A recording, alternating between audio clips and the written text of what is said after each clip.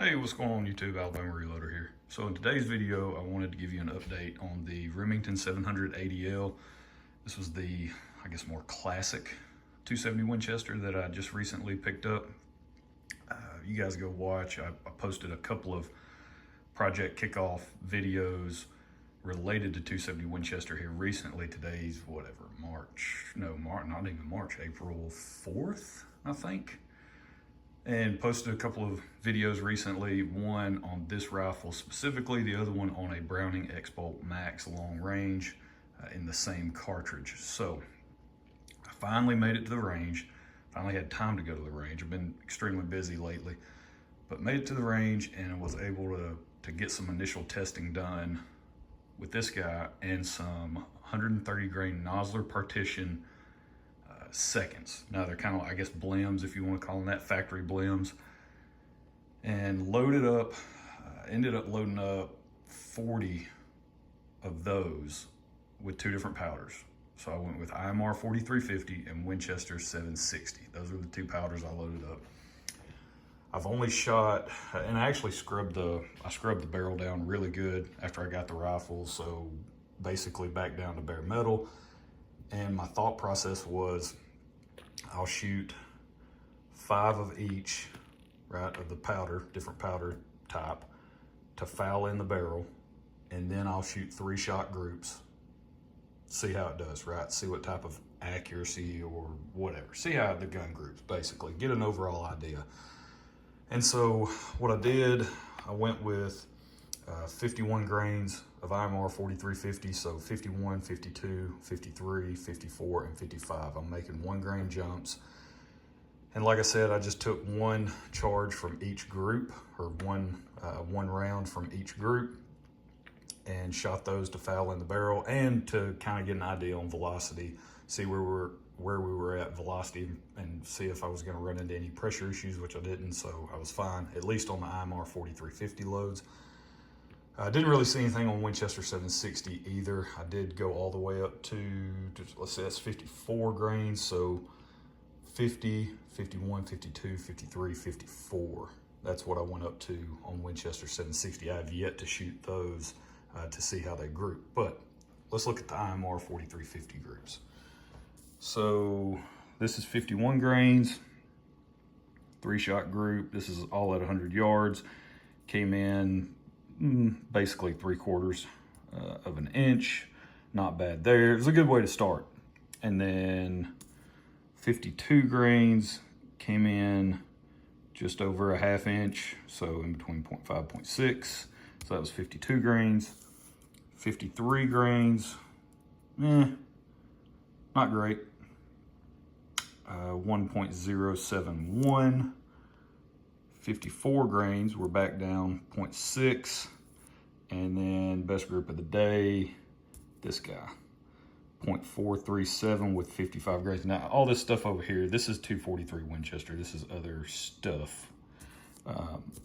And so I was really hoping, because my point of impact, I was hitting a little bit high, and then it started to kind of drop down, or at least it dropped down on that 54 grain charge. So I was kind of hoping, okay, 55, maybe it'll do very similar to 54 and stay low, not go up high like some of these other groups did. And that's exactly what happened.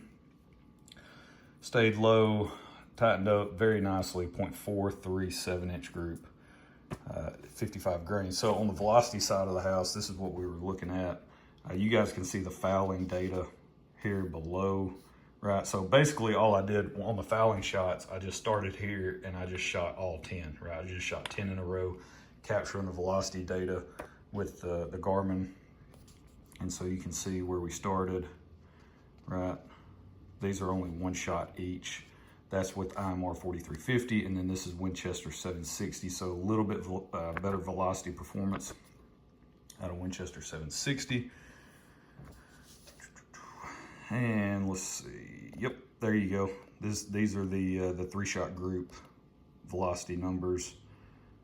51 grains, 52, 53, 54, and 55. So these last couple, 54 and 55, definitely want to explore that range, or maybe go slightly beyond. just to see what it would look like going a little bit higher. But I gotta be honest with you, any of these groups, right, definitely gonna get the job done. And that makes me extremely excited about just the potential project that we have in front of us, right? This is, I think I mentioned it in the kickoff video. I believe according to the serial number, this is a late 70s, early 80s model Remington 700 ADL. So it's like late 70s to 81, I believe, if I remember right. Go back and watch that video. I talk about it then. On top, I've got the Weaver. This is a micro track, something like that. It's a 2-10. It's an older Weaver 2-10 scope. These were made in Japan, and really nice scope for what it is, 1-inch tube, but 2-10 with a duplex reticle. Exactly what I'm looking for in a hunting setup. So I think it's great. So far, this has been a really, really nice package. These are Monstrum lightweight scope rings. You know, they seem to be working. I have no issues. They haven't come loose yet. So yeah, no problems with the scope rings. So yeah, that's kind of it. This was a pretty straightforward video. Got out to the range, was extremely pumped at how this thing was shooting.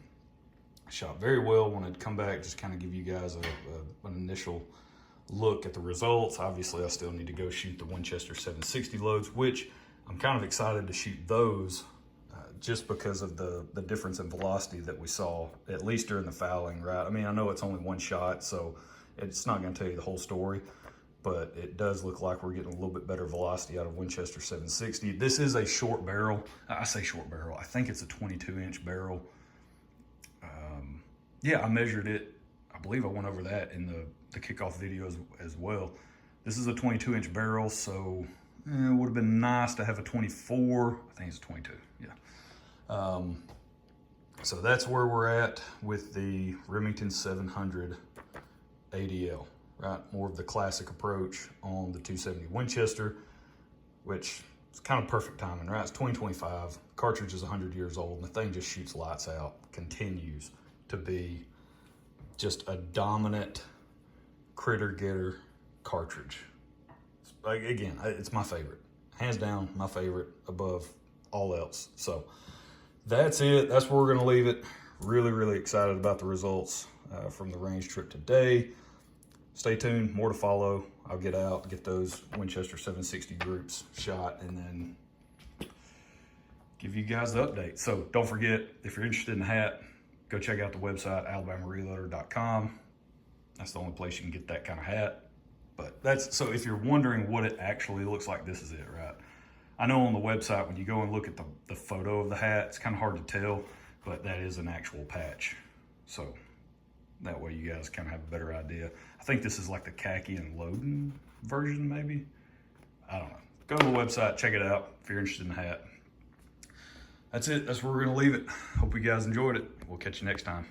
Y'all have a good one.